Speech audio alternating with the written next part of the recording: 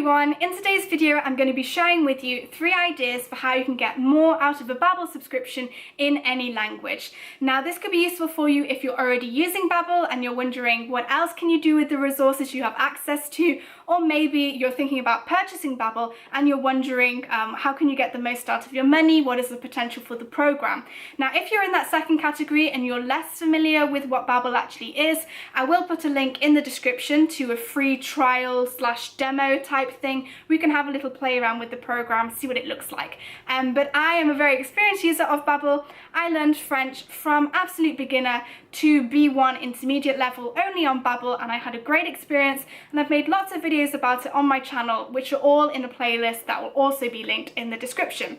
So let's get on to our first idea.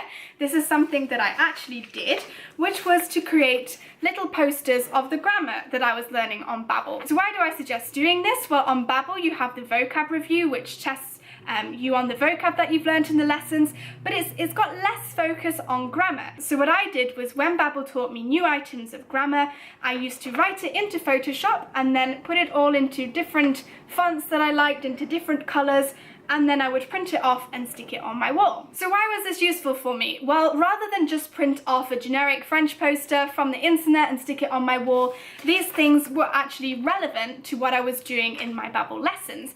So I was sure that I understood everything on the poster rather than just having a meaningless thing written on the wall. I actually understood it, and I knew that it was trustworthy because I got it from Babbel. One thing I also found was, not only was it useful to have a poster on the wall that you sort of see throughout the day to help you remind yourself of the grammar you were doing, but the actual activity of making the poster also helped me learn the grammar. So when I was writing it and, arranging it and bolding and underlining and everything, I actually got quite familiar with what it said, and that helped me learn the grammar. Idea 2 that I have is for 2 vocab games. Now, I know that one of the main things that's really great about Babbel is the fact that you can do it online on your computer, or you can do it on your phone. But a lot of people actually enjoy learning with paper and being able to move things around, laying everything out on the floor. A lot of people quite like that. So there's no reason why you can't print things off.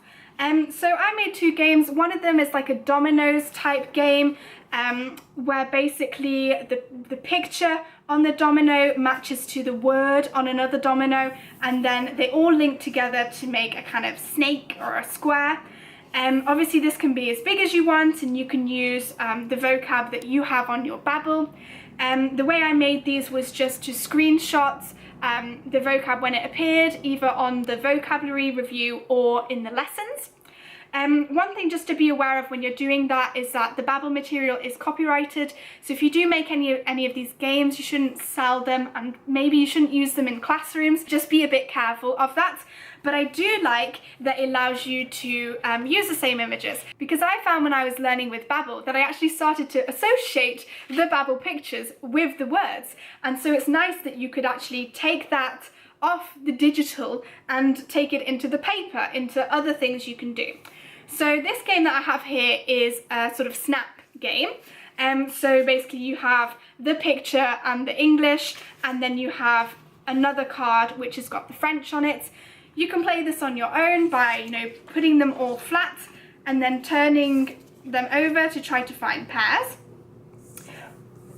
Or you could also play this with someone else who is learning the language. You can play it like Snap, where you split the cards in half, you turn them over onto a middle pile, and if the cards match, you've got to shout Snap, and whoever gets the most pairs wins. I'm sure you're quite familiar with Snap and you don't need me to tell you that. So that is the second idea, to make some games. I'm sure you can get very creative with that.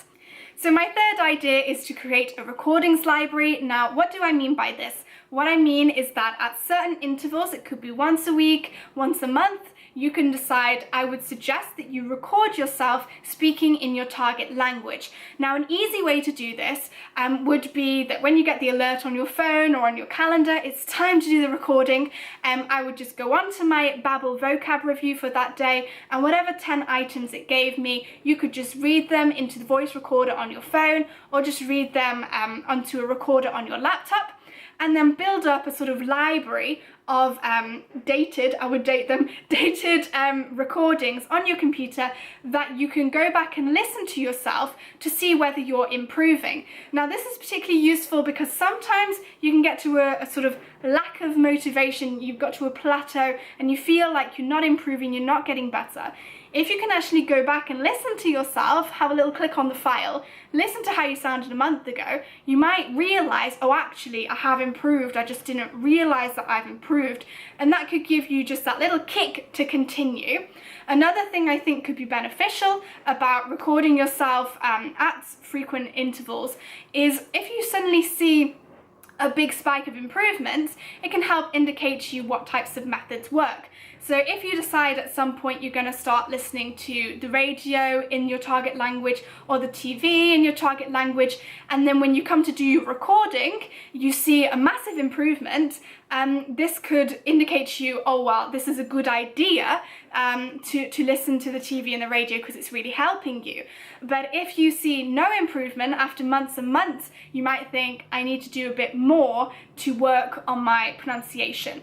I didn't actually do this. I wish I had a massive audio library of myself speaking French over the years, but I don't. But I did do some recordings of myself on Babbel when I was a beginner, and I did a video reacting to them. So if you are interested in seeing me reacting to my old recordings, that will be linked in the description. I hope you enjoyed this video. I hope it at least inspired you with some creative ideas to get more out of your Babbel subscription. If you enjoyed this video, don't forget to give me a like, don't forget to comment, and if you are learning a language, you might want to subscribe to my channel because I do make a lot of videos about learning French especially, but also language learning in general. So I'll see you all soon. Bye bye!